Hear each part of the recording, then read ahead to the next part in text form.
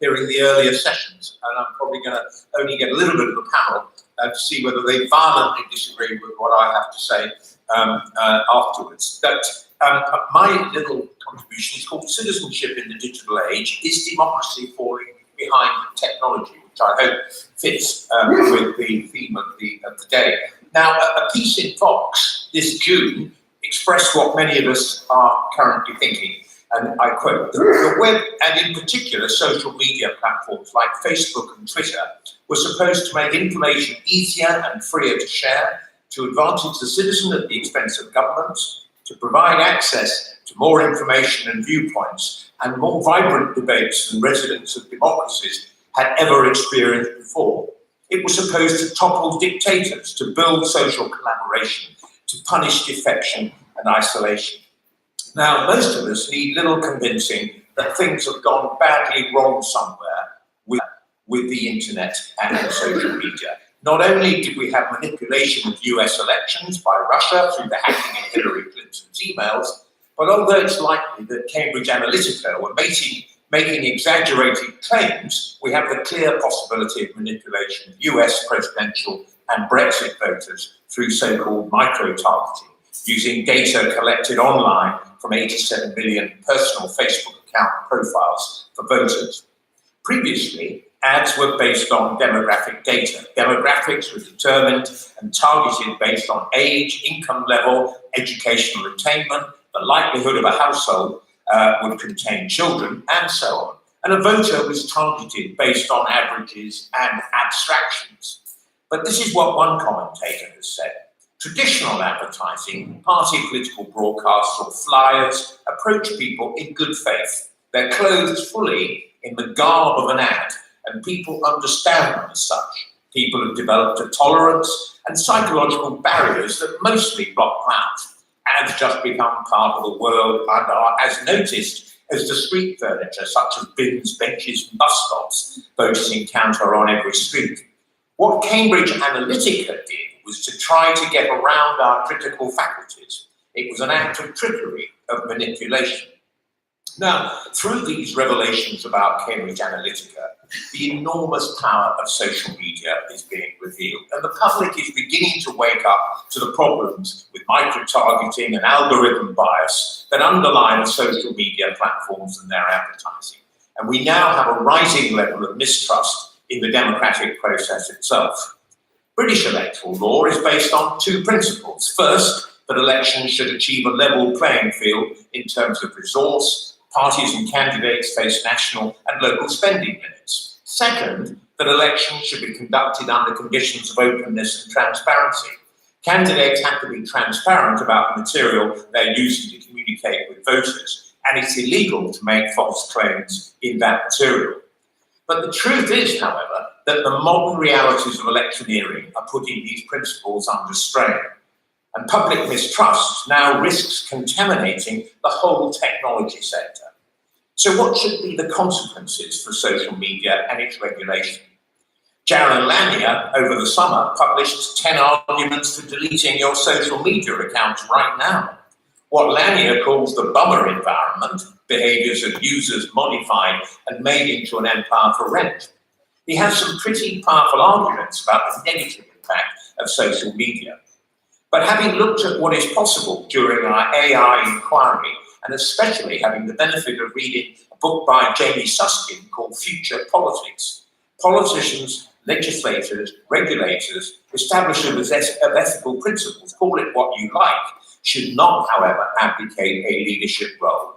We can't just leave it to individual choice, even though there are increasing signs that the public are, in the immortal words of Howard Beale in the 1976 movie Network, saying, "I'm as mad as hell and I'm not going to take this anymore." Now, Susskind asked fundamental questions about the power of technology and technology companies and how political systems can and should respond. As he rightly says, the digital is political. We need to recognize the sources of digital power, move faster, and if necessary, adopt a precautionary approach. So far, government efforts in terms specifically of dealing with the abuses of social media have been very limited. There is still a culture of hands-off regulating the internet, which favours the platforms. The government's own digital charter, published in January this year, is strong on its aspiration to lead the world in innovation-friendly regulation that encourages the tech sector and provides stability for business, and increase public confidence and trust in new technologies and create the best possible basis on which the digital economy can thrive. But so far, it's had little concrete impact, although we're promised a white paper on internet safety later this year. But the tide is definitely turning.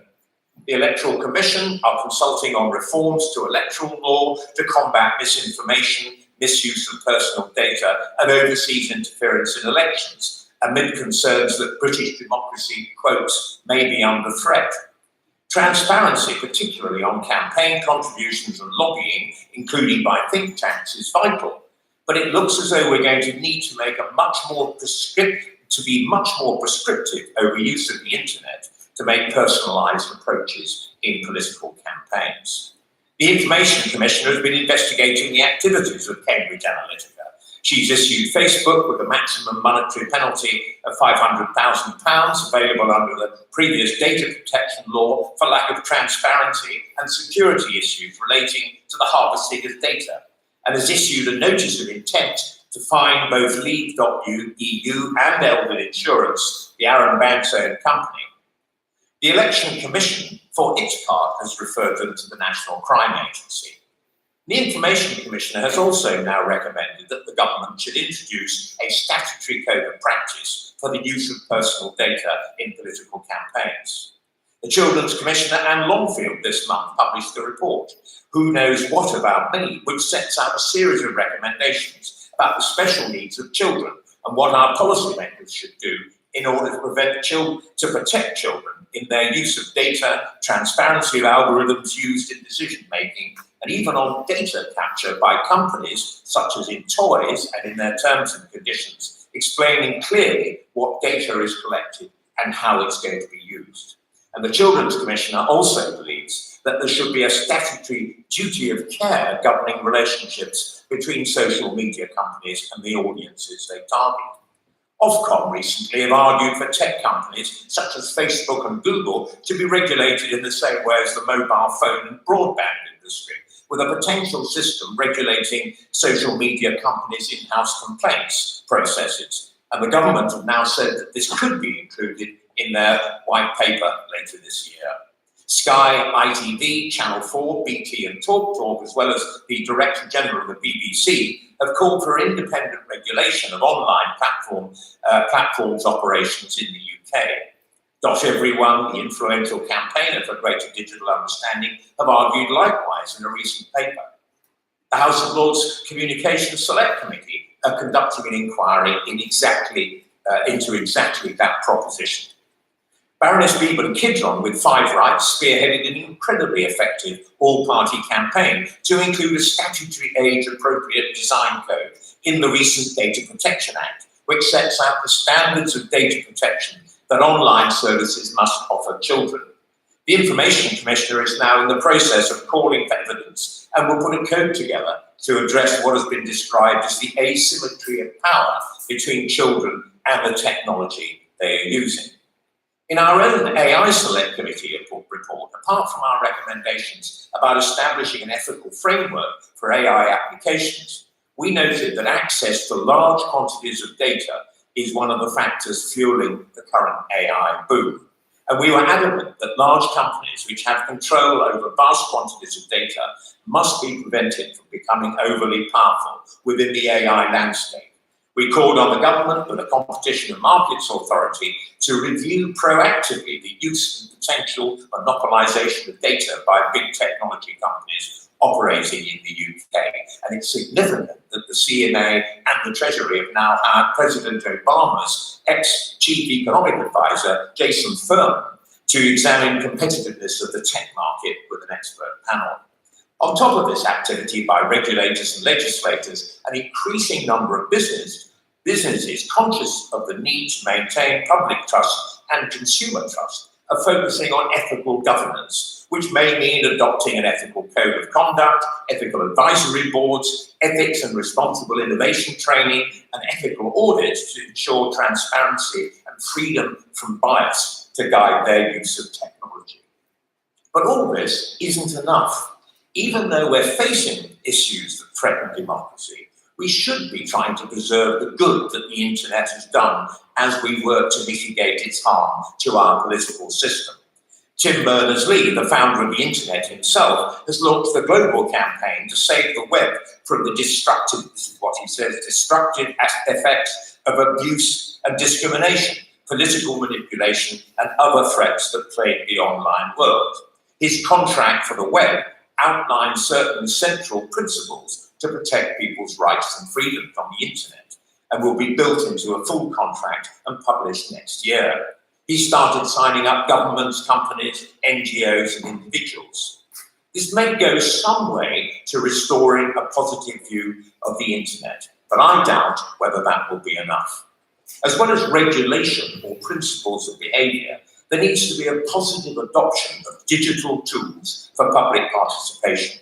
Blockchain technology may have an important place in breaking down the barrier between governments and citizens. In all this, digital understanding is of huge importance, as emphasised by .Everyone.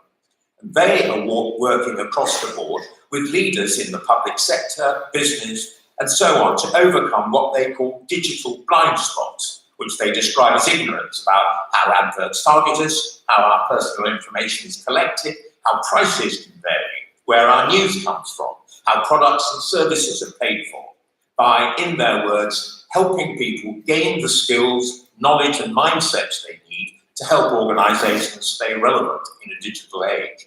At present, their surveys show that 45% of the population are unaware that the information they enter on websites and social media can help target ads. 62% don't realise their social networks can affect the news they see. So they advocate public engagement to support digital understanding at all levels of society, not just for children, and with a specific focus on digital leadership for public institutions. We all need to understand the power of big data, what is being collected, and when and what it's being used for, and who or what it is shared with. How long is it retained, and when can it be expunged? We need to be able to look beneath the outer layer of the major internet companies to see what the consequences are of signing up to their standard terms. What redress do we have for misuse or breach of cybersecurity, or for identity theft? What data are they collecting and sharing? On AI itself, Hannah Fry in her recent book, Hello World, and Cathy O'Neill in her book 2 years ago, Weapons of Mass Destruction, both make the case that we must specifically tackle the issues around its operation, given the potential for bias and inaccuracy. How do we know when in the future a mortgage, a grant, or an insurance policy is refused when there is no bias in the system, or a grant of bail or an application for universal credit is refused? The CEO of Microsoft himself, Satya Nadella, has urged creators to take accountability for the algorithms they create in view of the possible unintended consequences which only they could solve. If they do not, we will also lose public trust. We need to ensure the adoption by governments and business here and internationally of a strong ethical framework for research, development, design and application of AI systems to ensure that artificial intelligence is developed and applied for human benefit, and we have greater personal control over our data and the way in which it's used. We need to use mechanisms such as data portability, hubs of all things, and data trusts, and ensure AI operates on principles of intelligibility and fairness. We must design our AI systems so we do not repeat the human prejudices of the past. This is the road we must travel to ensure we can go forward and innovate and continue to develop and use these new technologies with confidence. In conclusion, it's now clear that technology and social media platforms can't be left to be value neutral. We're in an ethical and regulatory race against time, but I'm an optimist. This is why governments need to be involved in regulation, not only as regards hate speech, terrorism, cyberbullying, data share regulation, and so on, but also in terms of an ethical framework and action by regulators to enforce competition in the tech and data space and compliance with very clear electoral regulation. If we can also reach for greater digital understanding, we have a good chance of technology being trusted by the public, and we can at the same time keep our democracy safe. Thank you very much.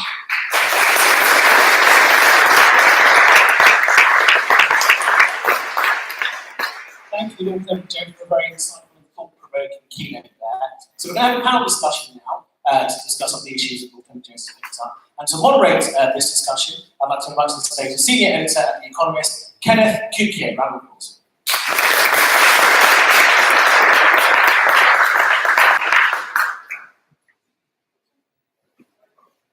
Thanks. Also, because I figured that we're going to have a panel, what am I to share on all of this? You'll measure it to me. Well, only I've sort of game theored it out because I'm an economist. You're a comedian. Yeah. But he wasn't always a comedian. He was a real theatrical comedian in his earlier job when he was writing speeches and had HSBC. True. You didn't know that. Sorry. I'm going to break someone hard. So thank you very much. Thank you, Alvin, and everyone at the fourth group and all the partners. It's great to see so many people here. And I'm so pleased I can actually moderate a fascinating, what I hope to be a fascinating conversation, at least about a fascinating topic, and that's citizenship in the digital age. So I'd like the panelists to join me on stage, and as you come up, I'll introduce who you are. Well, just starting out, Tanya, I saw you here a moment ago. Please come. Thank you. This is Tanya O'Carroll. She's the Director of Technology at Amnesty International. Jason Moyer-Lee, who's General Secretary of the Independent Workers Union of Great Britain. On his way in the room, perhaps. Ravi Mack. Ravi, I know you're your partner in IT and Solicitors. Thank you. And we have Helen Hussain, the founder of Chime. This is going to be a sparse conversation. Yeah, please come on up.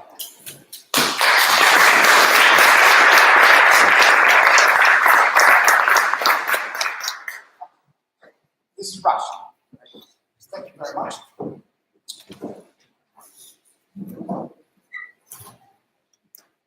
So I have to confess, I'm not in your camp. I'm not your ally. I'm your moderator. I represent the audience, not the people on stage. So there's a sort of inherent adversarial relationship between us, but we'll sort of see if we can work it out. We have multiple mics. I'll hold on to this one. You guys can pass that one. Don't mind. I need to. Let me first ask the question, which is more internet regulation, must have, possibly have, let it evolve on its own. Tim Clement Jones has told us that there's a whole swath of areas that we need to think about in terms of how we can actually add public policy and public values. If you had to choose just one, if you had to choose, good to see you again. If you had to choose just one regulation that you could actually impose by December 31st this year, what would it be? I just want to hear one word, one thing. Why don't you start? Enforcement. Enforcement, I mean something. Enforcement of what? Of existing laws. All of them. Yeah. Choose one domain. One domain? Yeah, what's like the critical, like, sort of employment status? Employment status. Employment status. Okay, employment status, great. Significant raising of the bar in terms of financial penalties that we can put on these social media giants. 500,000 does nothing. Okay. And because you're not Hera, why don't you introduce who you are? Sure. My name is Rashmi Katecha. I'm the Director of Politics for Schools and generally involved in politics. Great. Can I give you a noise answer? Say there's two things I'd like to see. So someone's going to up the ante. Go for it. So firstly, currently there's a hierarchy of rights across the world. In the European Union, we have relatively good rights. In America, there's basically none at all. I think we need an international convergence of the rights. We've got Convention 108. Rights, what rights? So data protection rights. I'm sure I can go on for a wide about how data protection works. But the second thing I'd like to see is in our Data Protection Act right now, we have a right to make representations. It's not fully been implemented under the GDPR for representative action, so groups like Amnesty can bring claims on behalf of affected individuals. Tories decided not to bring that in. We're going to have adequacy issues once Brexit happens, and we're about to enter a phase for representations on that. Okay, right. Yeah, one Classic more. lawyer. Exactly, no, he's keep on the hour, exactly. Can I just say what he said? Because actually, I think that it's the issues around data 100%, and I also agree with him that GDPR is fantastic that it's come in here, but when you look at, I work on global issues and look at this from a global perspective, it's very clear the gaps around the companies that are largely US based around protection of data are just so insane. We're talking about digital citizenship. Do we really need to talk about data first and foremost? If so, why? Absolutely, because I think it's probably the biggest sort of existential question when it comes to protecting fundamental rights of citizens. I like the sort of looking back at 15 years ago, just taking a very simple story is, everyone, a lot of you may have Alexa in your home or some kind of smart device.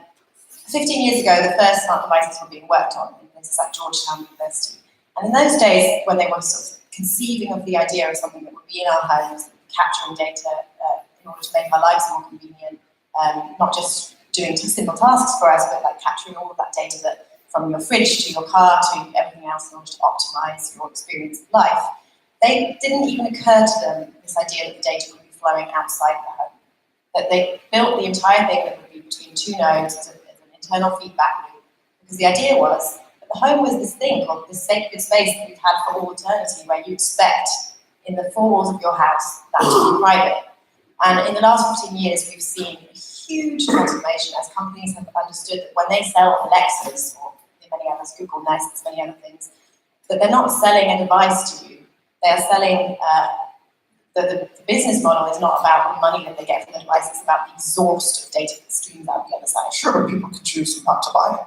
People can choose not to buy it, but now we're in this situation, which I think is the tragic thing, is we've been given a false choice between what they were working on 15 years ago, which was the technology. We like the technology in our lives. We want the convenience that it brings. We want those devices. We want innovation.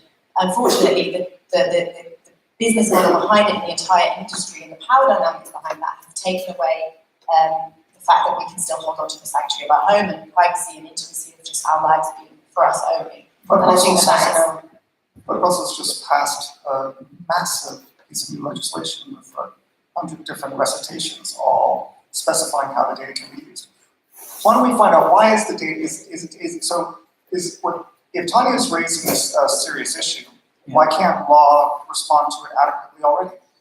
Well, there's a couple of problems here. Going back to your original question about why regulate data rather than the machines. This is not about rights getting in the way of innovation. This is making sure rights are part of innovation. That is regulating your relationship with new technology is by regulating the data flows. That's how the GDPR seeks to enforce your rights over developing technology. That, I think, is possibly a fundamental misconception about how the GDPR works. Well, it's already in place, doesn't it already work? Well, it's only been in place since May. So there's this example of people saying, well, Facebook should be fined more than £500,000. We all should know that it would be substantially higher had it been under the GDPR. And it wouldn't stop innovation. It's about recalibrating the relationship with those that have the new power, technology companies, with those that affect individuals. I think for me on the data, there's two separate issues. I think firstly, people have now come around to the idea that whatever you're using, whether it's Facebook or any other platform, I think as you say, 15 years ago, people were like, oh great, something free, I can connect with my friends. There was no real recognition of the fact, no one read the terms and conditions, so no one realised what they were actually signing away. I think this year, in the last year or two, actually, people have started to realise what they are giving away.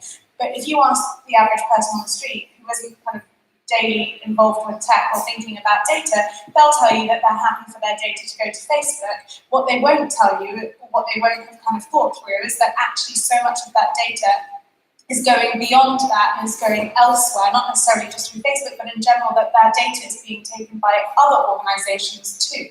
that they haven't even registered. So I think it's the job of governments to step in and make sure that they are protecting people. Let me challenge you on that. If you think about it, Facebook, Google, they don't share their data with anyone. First, they don't want to because it's a huge economic asset. Secondly, under GDPR, it is even ossified that nature of not sharing that data. So the people who are the entities that we might be criticizing are precisely the ones that we shouldn't be beating up. We're going to be treating Facebook and Google and Microsoft like we treat banks or postal services, and they're going to be these tier one operators that are huge, that have huge regulatory departments, that are going to comply with the law. They might even own the politicians because they can hire lobbyists. And it's going to be all the other people that we don't even know who they are, who we have to be worried about. But the big web platforms are our best friends. I don't know if I'd go that far. I will pass to you in 1 second. What I would say is that I think I've just done the easy thing of naming the big one that we all know of. But I think you're right. They do get blamed because they are the one that everyone knows, or one of the few that most people know. It's something as simple as people using a system to log in, or using an app that they haven't thought through and realised. And I think, again, that just shows my easy slip into using one organisation when actually there are tens of thousands that we could talk about, is something that we've actually got to think more widely about as how the general public are thinking of it. I will hand over, but when I worked in Parliament, we got kind of hundreds of emails a day about what people term the Snooper's Charter, government's access to data and rights. And what I've always found interesting is that the public were very anti the idea of the government, and whatever your views on any government are, the idea that a democratically elected, whatever the system is, a democratically elected government should not have access to very basic levels of your data, but that other people have access to far more detailed data that you haven't realised you're giving away. I think we have to step in and recognise that if people don't want governments to have their data, they probably don't want other people to have as much data as they're having without realising they've given it. Or, I'll just answer, or they fear government more than they fear the private sector, because the government in the 20th century knocked down your door and killed you, and the private sector didn't. So actually, on that point, polling shows the opposite. Actually, people are very, very concerned about companies more than they are about companies. But what I really wanted to quickly say was two things. Data broker industry, it's not Facebook or Google at all. In fact, it's the many, many other non-household names that are the ones that are actually trading on data, and the whole market in ads and all of that I think is completely unregulated. And GDPR starts to touch on it, but actually no one has the regulatory response to that market yet. And one other thing, the real concern is not data, it's behavioral insights. So Google and Facebook's model is not about selling your data, it's about selling behavioral insights. Again, limitations of the current frameworks, even though they are taking huge steps in the right direction, we haven't even begun to touch that. And I think his point about monopolies and monopolies of data, whoever has access to the largest stockpiles of behavioral insights owns the future, totally owns the governments in terms of, you say lobbyists, but I think in terms of power dynamics here are huge, and it's that we need to be tackling with regulation. Workers' rights. That's me. Yeah, so, Jason, you must feel a bit like an odd duck here. Are you, or does the asymmetry of power of data tie into the asymmetry of power in employment situations? And if so, is there a data solution? How do you fit into this conversation? Well, I mean, the main contribution I was thinking to bring to this panel is not as much about data, but about how some of the same companies or big companies that collect data like Uber are using the technology, sort of hiding behind the technology and innovation of their apps to create the illusion that there's a different type of employment relationship than what we're used to. And I think, we can see this on different fronts or different areas of regulation. Obviously, we've been talking about data. My area that I come into is workers' rights. And what we've seen, at least in the public narrative, is Uber and Deliveroo and other companies sort of presenting this fancy new app, a new service that's delivered on the back of that technology, and then pretending that there's a new form of economic relationship between the people providing labor and the companies benefiting from that labor. And the point I would make is sort of, in the workers' rights area, is a bit opposite of what we're talking about, where we are talking about new things here, new data collection, new phenomena, etc. But with workers' rights, what I'd say is that with these companies, it actually is a very old phenomenon that we're dealing with. And for anyone who's followed all of the gig economy test cases in the tribunals and the courts, what you've seen is that virtually every single high-profile case has come down with the tribunals or courts saying that the workers are entitled to these basic workers' rights in law, and that these companies, fancy technology or not, have been evading their legal obligations. And that's quite something, considering that the worker status, this sort of middle category of worker that's entitled to basic employment rights, the definition that we use today basically came around in 1971, decades before the technology that Uber uses, for example, could even have been envisaged. And that area of law has been able to keep up with these new phenomena. Well, I'm always sort of skeptical of applying old laws to new problems, because sometimes the laws are very principle driven and they dovetail very nicely and they sort of take on these new attributes because the values are met in the law. Sometimes it's preposterous, right? Sometimes it's completely archaic and can't dovetail nicely at all to it. So what is the principle that we should be looking for behind the law in terms of how a worker interacts with an employer? Well, that's a good question, and I think the reason that employment law has been able, for the most part, to keep up with these new forms of working and technology, et cetera, is because the definitions and the statutes that set out who's entitled to what rights are very sort of basic, bare bones, not lots of detail, and they're really just getting at the nature of the relationship.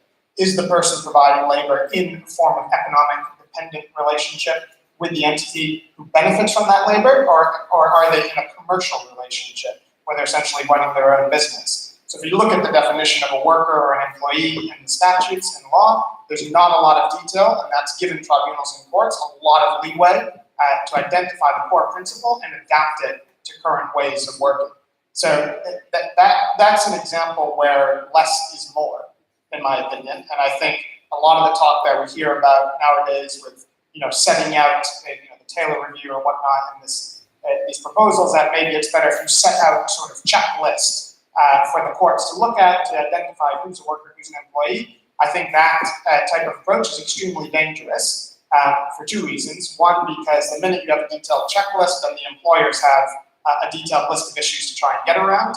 And two, because at the very best, the checklist will reflect current issues and current ways of working, and it's impossible for that checklist to keep up with what's going to happen in 2 decades' time. Okay. So if we can see that there is some values or principles, even if we don't want to enumerate it on a checklist, between the worker and the employer, how does that, in terms of rights and where data and digital technologies fit into those rights, how does that dovetail with the relationship between the citizen and the government? What would it look like? What should these new 21st century values look like? And I'll take my hands on this, that in almost every single domain that was put forward as these aspirational sort of themes for the fourth group that Alvin presented, what was interesting is almost every single one of them could have been produced 100 years ago at the very end of World War I, right? We wanted peace. We wanted an international political system.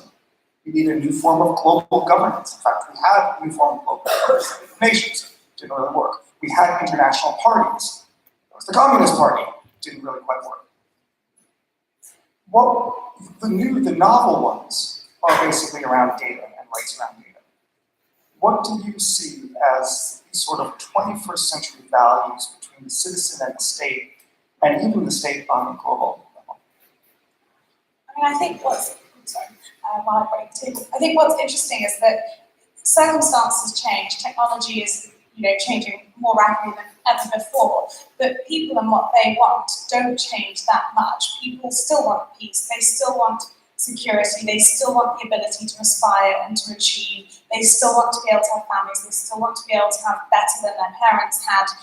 So in that sense, we're still working with the same human values that we've worked with before. before. The only difference this century compared to the last, at least in this country, you know, and most of the Western world, is that people have been enfranchised much more than they were. You know, we're obviously celebrating the century since, you know, the suffragette movement.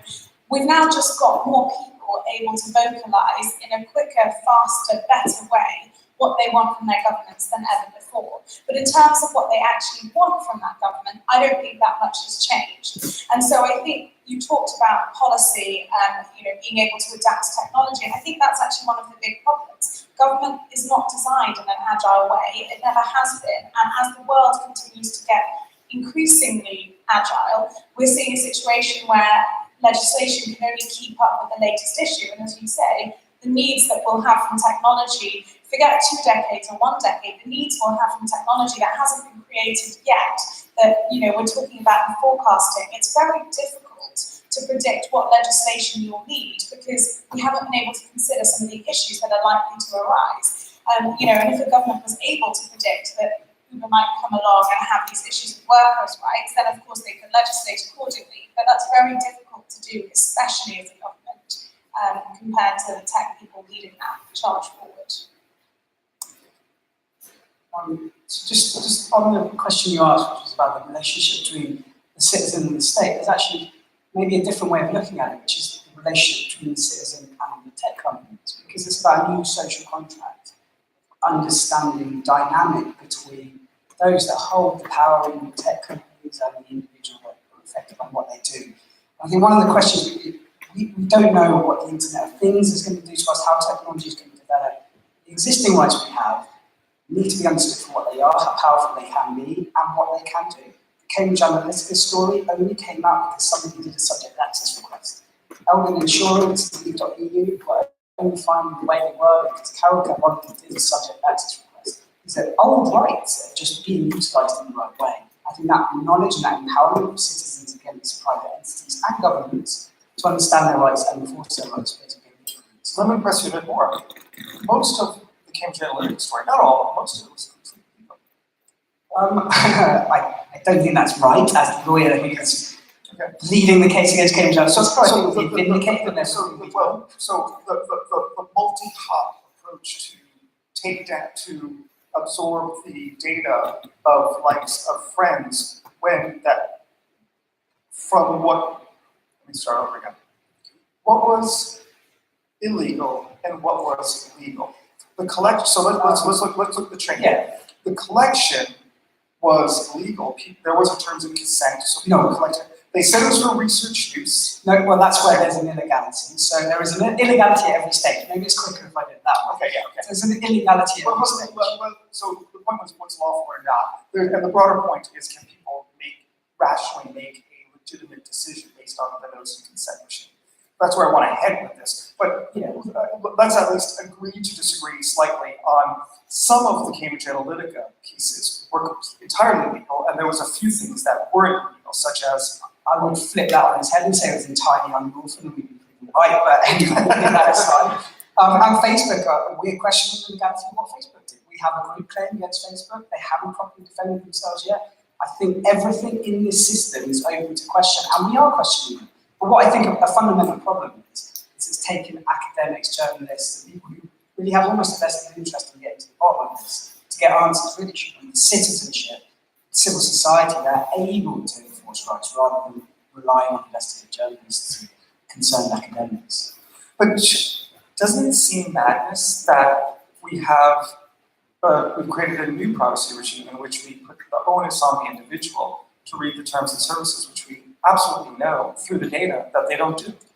I think that might overcomplicate it. I think actually doing a subject access request, if you look at how the GDPR sort of changed, if we reframing the subject access request, it's now free, you've got a tight time frame. That's not very complicated. Can I please have my data so I understand what you did? I mean, I actually agree with that point. I think that a lot of the stuff comes back to this idea that, we're going to make things easy to understand. If we make it all, onus is on companies to really explain what they're going to do with your data. But at least just talking at a very personal level, when I read that stuff and it says, yes, we're sharing with X number of third parties, and those tick boxes, even if they're well designed, it feels like such a huge impenetrable kind of invisible network of power structures that, I understand a bit because I work on this, but even then it's really hard to wrap your head around, let alone being further away from it. I think that the onus shouldn't be on citizens at all, in fact, and I think that there needs to be much stronger, and I don't have the answer to this. I think this is exactly the most pressing question for regulators right now, is how do we go further than what we're currently doing with GDPR to actually tackle that, because that is the problem. Okay, so I have to confess that I don't think that the panel has solved all the problems. So the onus is on the attendees and the delegates in the audience to solve some of the problems and come up either with really interesting questions for us. Oh, I had no idea. Fantastic. Or to have short interventions and observations that you'd like to make. So if you don't want to make a question and you want to have a statement, you don't have to say your statement with a question mark at the end. You can actually say your statement, but briefly in the value of time. So I see one question there, a second question there. We'll get a couple of them or comment, and then we'll bring back to the panel. So there's two there. If you have others, raise your hand and I'll acknowledge you. Hi, I guess it seems like we're really here discussing and examining unintended consequences. And because we're sort of a family community here, feel free to identify yourself. Okay, my name is Julia, I work in human resources. I guess my question really is to Jason regarding employment. You were talking about the gig economy. The biggest cost to any company is the payroll cost, it's the human cost, which perhaps compels a lot of the innovation and technology.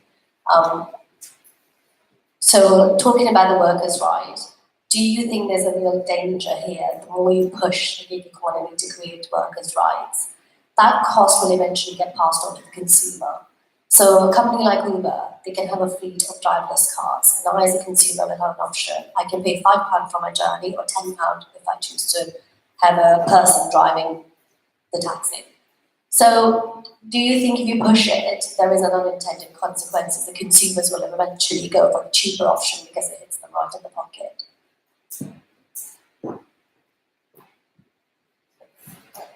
Well, let's take both and then we'll go to Jason.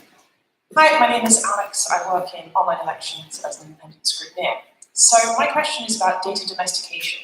So I recently came back from working in China, and one of the Chinese government's new rules is that if you are selling data or anything to do with the Chinese people, your data has to be stored in the mainland, which basically means they have access to all of it, which is really interesting if you use your Apple iPhone there, because Apple's just put all of its servers in China, which affects everyone in Hong Kong and around that area.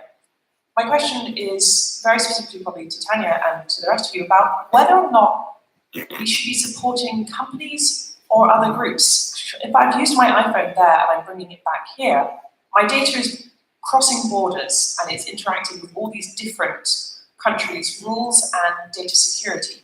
Should we be trying to push for more countries to follow China's rule to say you have to store your data internally, so it's subject to things like GDPR?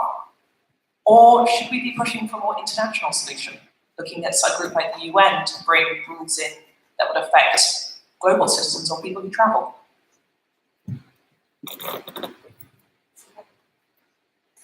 Let's take these two questions, then we'll go to you, and we'll bring others in as well. Jason, why don't you start?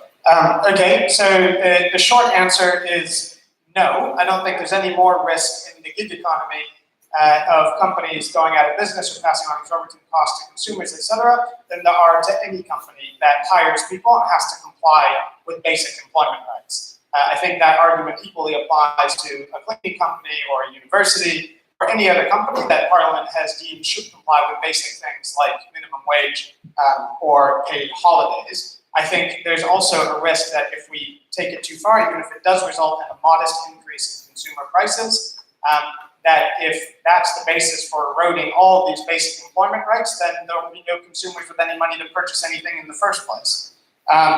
In the specific example of Uber, yes, prices, they may choose to pass on some prices to consumers if they have to give holidays and pensions and minimum wage. Personally, I would be surprised if they do. It's an private hire is an extremely competitive market. And there are other ways that Uber can fund that. When Uber started, they were taking a 15 or 20% commission on all rides from drivers. They now take 25%.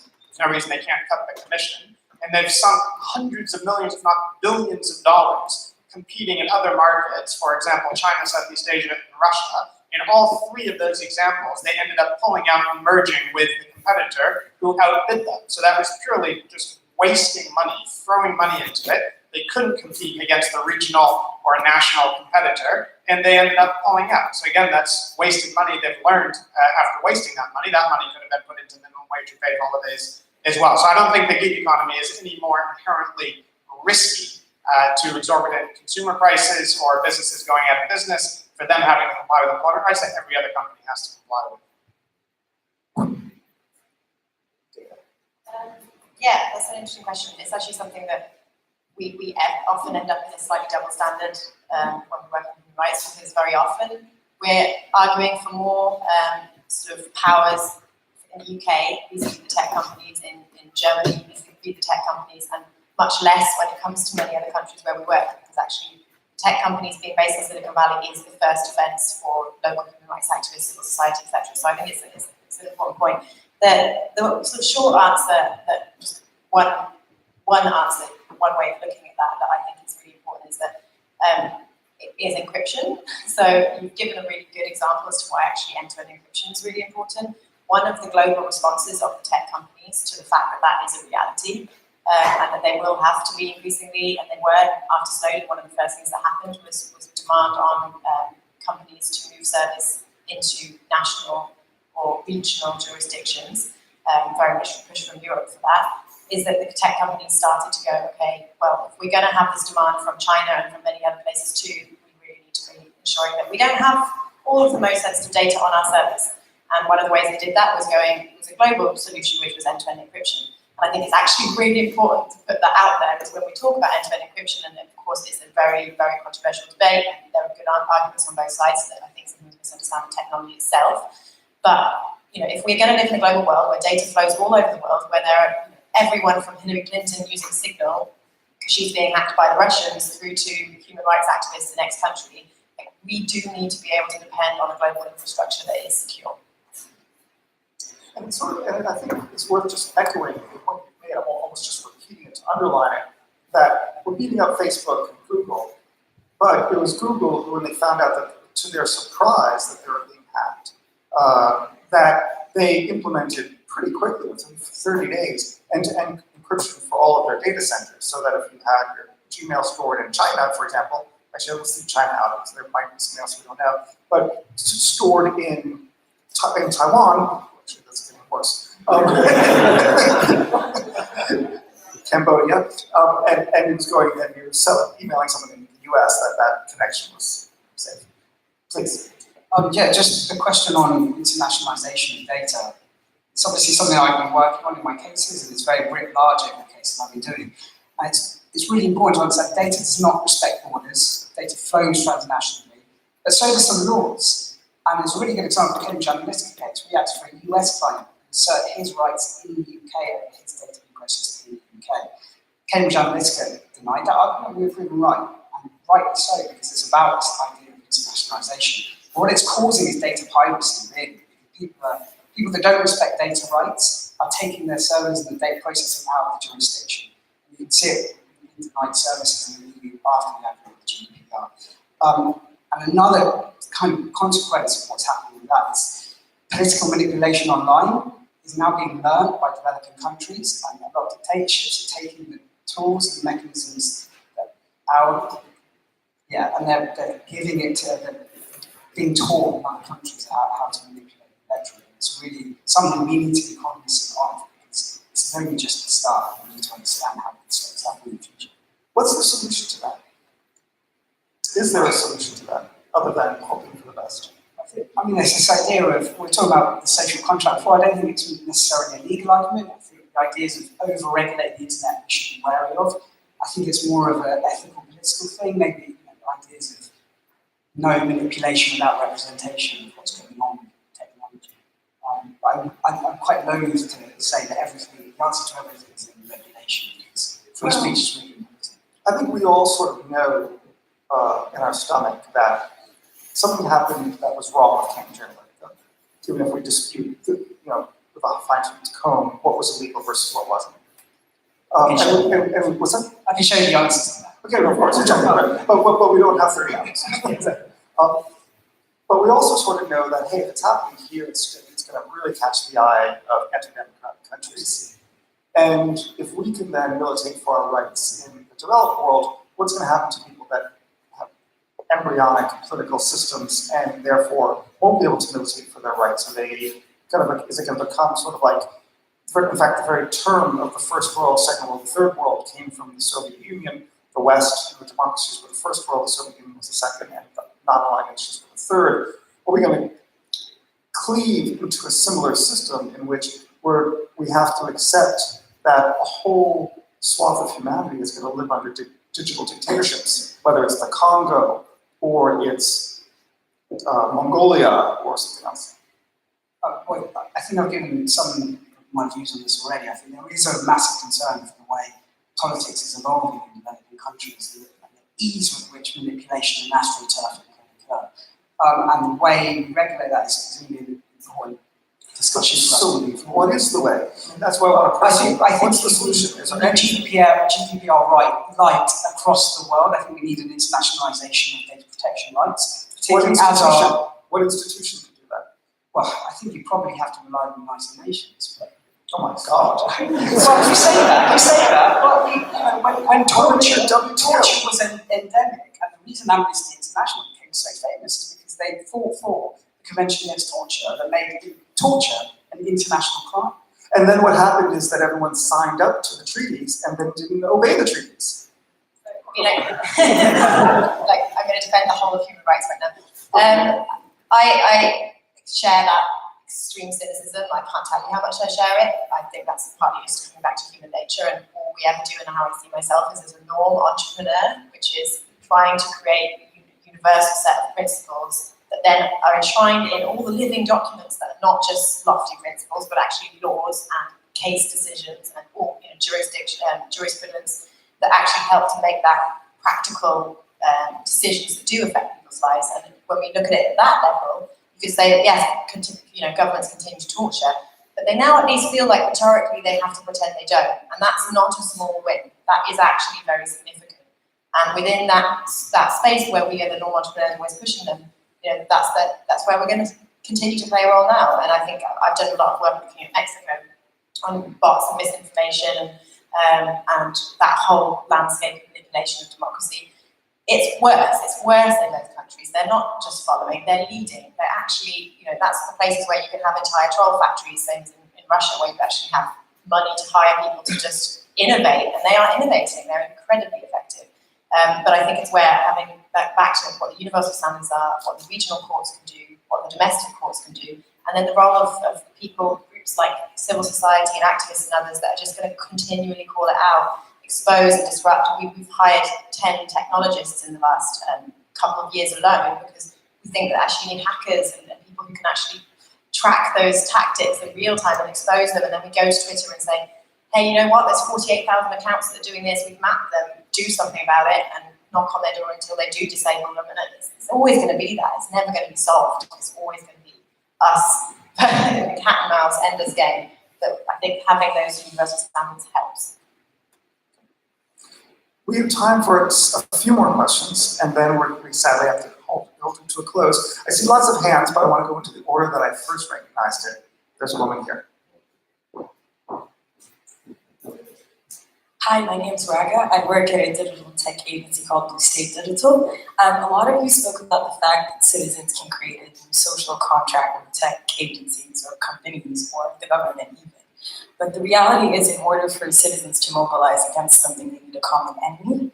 We've seen it with the recent US elections. A lot of communities mobilized because they were fighting against something that immediately hit them. How do you make the data threat tangible to people that are actually getting more and more disengaged, and who is that common enemy? Okay, don't answer. I see another question there. We're going to collect all the questions or observations that you have, and then let the panelists make a final summation. Wonderful. I'm Irina Bonichevsky. I'm Director of Redecentralized.org and Trustee of Open Knowledge International and digital consultant working on data privacy and standards. And I have kind of a comment and a question. Like one, sort of going back to what Ken sort of opened this discussion up with, which is what kind of regulation what should we be thinking about. One thing that I've noticed that I feel like hasn't really come up, especially when you've sort of gone to defend Facebook and Google, is there's a fundamental problem with the fact that these organizations are this big and are monopolies. That kind of goes back to what Jason said about enforcement. These companies have more power than most nation states. They've created huge silos. They've stopped sort of playing along. They've closed down communication protocols. You have to have a Facebook account to talk to someone on Facebook, which technically is not a thing. I don't force you to have a Hotmail app to email a Hotmail address, right? But these companies are not really serving the needs of people. They are controlling huge marketplaces. We live in a world where there are companies that own my social graph, and I have to kind of play along and agree to terms and conditions and have 10 different siloed apps to message people. So this centralization of power, I feel like, is the bigger issue. How do we regulate against that? It's great that Amazon is really cheap and convenient now, but it has decimated hundreds of thousands of businesses, and no one can really compete or have a supply chain. So when they decide to not be as cheap and convenient, that's when we have a problem. Same with Google and Facebook and Twitter. So I think there's something around that kind of decentralization of power and looking at regulation that does that is beyond the data question. And my kind of question a little bit around after that, there's that comment which I would love to know what you think. But when it comes to data, what do you think of data trusts as a model? So the idea of data trust is you have some kind of collective data store or a legal entity, similar to the way trusts work. Trustees, there is a certain mission around how that data gets accessed. And can we start having data for the common good, for researchers, for services, for protecting privacy in a sort of safe, secure place? Is that a model that you think can work? And how would we get there, if so? Great. I see a question in the back there. There's a gentleman here.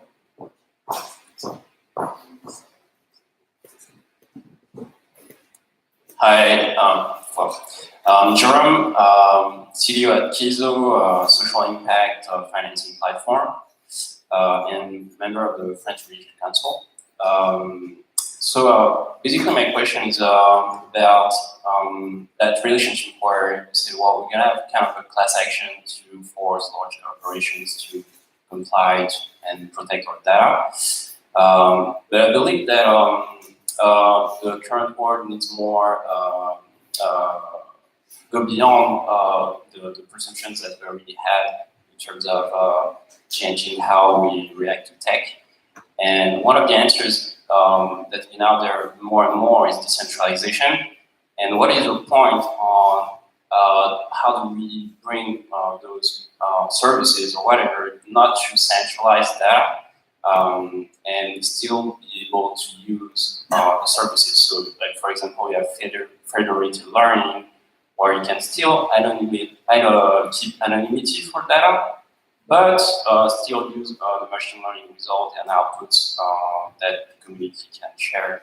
So at least keeping the improvements that data collection has, but still keeping anonymity. And like those kind of systems which are decentralized need to be looked at, I think, more and more. I don't know if it's a bit too complex, but if you can address that. Okay, thank you. I'm told by the organizers we're running out of time, so we'll go to every hand and we'll have to go super fast because I think we're up against lunch. Thank you. Hello, everyone. My name is Andrea, and I'm a founder of the Academy of Conscious Politics, which prepares people in the world to run for the positions or to be in the office and behave as conscious politicians. And I will have questions to Hera. I was amazed by the organization you founded because my heart beats for the women. I know, but you are representing the organization. So I would like to ask you, how do you manage to protect the women you work with, instead of not to be threatened by violence? Because they also are on Facebook, they are on the social medias, and they run, against it. So how do you manage to protect them now? And how do you maybe build up the network that can protect them and engage lobbies and people And the final question is to this gentleman.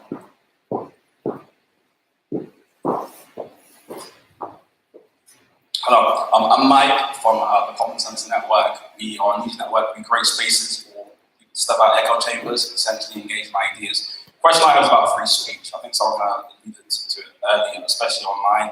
We work with lots of millennials and a lot of them communicate online, quite frankly. And what I want to ask essentially, in the keynote, we heard someone speak about this notion of tech giants becoming overly powerful. And what I want to find out essentially is who regulates the regulators. So a couple of months ago, you might remember Alex Jones, famous right-wing provocateur, was banned from Twitter, I think Twitter, YouTube, Apple, and Spotify all teamed up collaboratively to kind of erase his online personality. Now, if you think about Alex Jones, we don't know him, the views he espouses aren't too different to, say, Steve Bannon, who used to run Breitbart News, who then went to the White House and did a stint there as well. So, do we trust the government, essentially Trumpville, to regulate speech, or do we trust these tech giants to do it themselves? Because we're kind of stuck in the middle on. Great. Okay, these are all extraordinary questions. I sort of wish you guys were the moderators, not me. We don't have time to answer all of these questions. I think we have basically less than a minute, so 45 seconds apiece, to find one question that you liked and a quick answer to that question, and then we're going to have a conversation at lunch where we can answer all the questions. Oh, you're so generous. Okay, I'll do, I think quite a few were clustered around what is essentially your question, which is how do you mobilize things to content. So thoughts and ideas. I think there's a really strong role for litigation. I think more test cases, just, let's use the GDPR now. It's here and let's bring cases. I think there's other forms of data activism.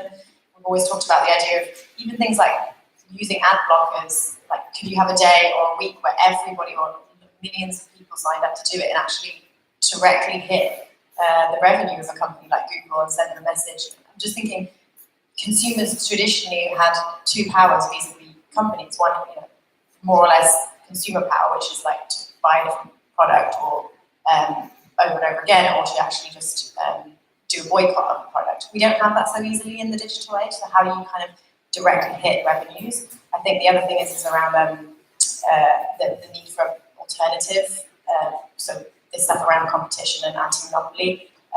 Data trusts are a really, really big part of that. I think definitely, like the NHS are doing some really interesting things about that, along with DeepMind. And actually, I think yes, lots of people believe in the idea that we need data. We're not moving away from data, but let's build what it could look like in a kind of positive way. Decentralized data will always play a role. I often think of things like using private, like just generally using, and I encrypt a lot of stuff, but that's not just because I'm terrified I'm being spied on all the time, although I actually have good reason to think I may be sometimes. But it's also because it's a protest. I really think using those things in an actual form of protest is just to be sending the message back over and over again to those private companies that you don't like it, what they're doing, and it should be something that's very high up in their priority list. If one day, we can have change IP around the rights of who owns things like algorithms, so used Alexa as an example earlier. Imagine if it was actually, we decided that there is a monopoly, so the actual algorithms themselves have to become, some form of public version of it that others can use. And you could see other companies rise up that were just going back to selling hardware. And I would buy it. I would like Alexa in my house if I knew that it didn't go back to Google. And we need those companies. I think you're 45 seconds on it. I'll try and be quick. I guess there's a micro issue, which is how individuals are affected. And there's a macro issue, how is society affected. On the micro level, it's about empowering people to enforce their rights. It's really important that people know they have rights against these technology companies. On a macro level, we need to start thinking about frameworks. How do you decide, for example, the environmental movement? There is a framework to protect the environment. We need to start thinking about those same sort of frameworks to be used in the tech for good sort of design. And I think another issue, just on the macro issue, coming to what you were saying, is about the value of privacy and privacy by design, and actually having alternatives that put privacy at the front. We're starting to see that there is a lot of money and a lot of money to be made in having ethical tech that values privacy. I think we all need to support that. I think following on one of your points very briefly, I think educating children and young people is incredibly important. I have a niece who's 11. She got her first iPhone. She's on all of these kind of tech platforms, and it really worries me that she's too young to understand that what she's giving away she'll never be able to get back. And I think actually we should be teaching this in schools. Your point about trusts I thought was very interesting. I did a trip in May to Estonia to learn about how they do things digitally, and they're actually doing really interesting stuff as a government about public services.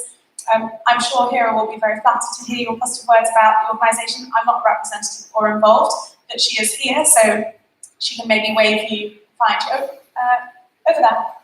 So grab her at lunch and she can tell you.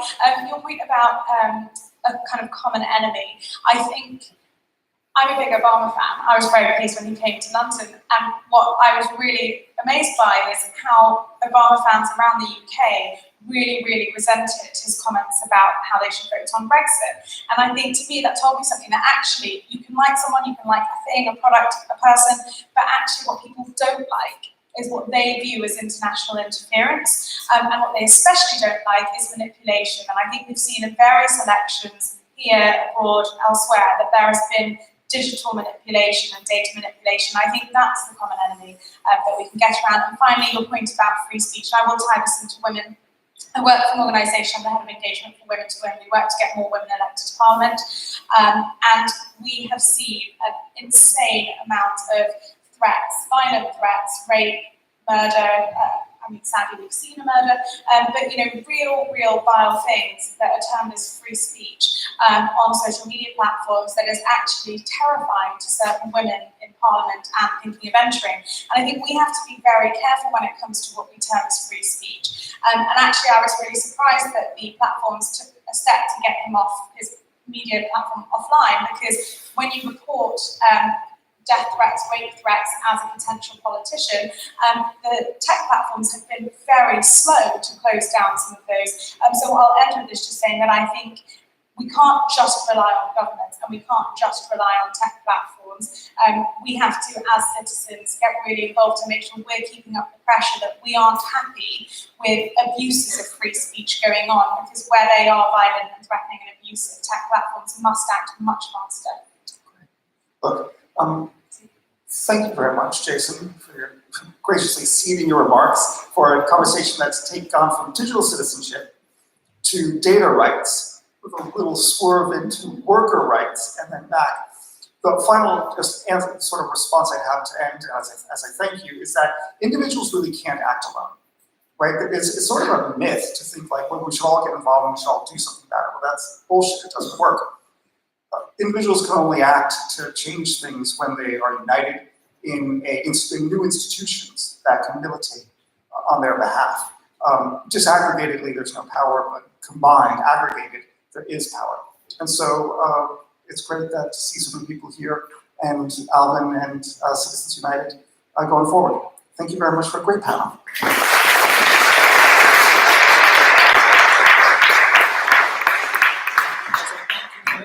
So round of applause for Kenneth Kikier, who's moderating the discussion. Wonderfully well. Thank you so much.